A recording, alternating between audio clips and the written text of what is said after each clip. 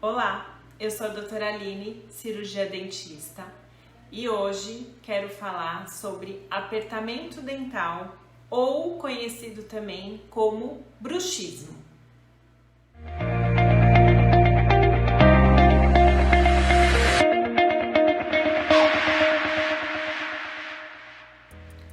O bruxismo é o hábito de apertar ou esfregar os dentes de forma excessiva.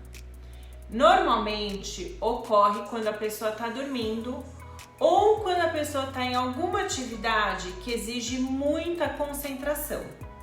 Então ela aperta os dentes de forma inconsciente. Não tem nenhuma causa específica, é multifatorial. Está associado a estresse, ansiedade, fatores genéticos ou fatores de mordida.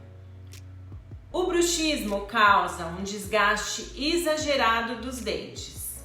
Essa força excessiva desgasta o esmalte e muitas vezes esse desgaste chega à dentina, que é a parte mais interna dos dentes, causando envelhecimento precoce dos dentes. O paciente pode ou não ter cefaleias, dores tensionais, dores musculares, dores na articulação temporomandibular. O sono da pessoa que tem bruxismo é um sono agitado, não tem um sono reparador e normalmente acorda cansado. É muito comum ter quebra de restaurações, quebra de dentes, justamente por causa do apertamento excessivo. Para o tratamento do bruxismo, temos algumas opções.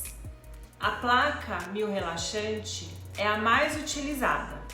É um dispositivo em resina, feita sob medida para o paciente usar à noite ou em algumas atividades específicas.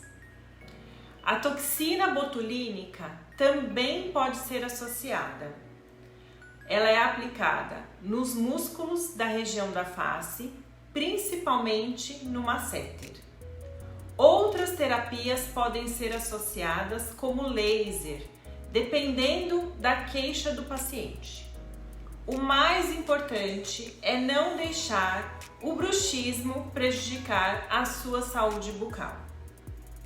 Se você gostou desse vídeo, curta e compartilhe. Logo, trarei novas dicas de saúde bucal para você.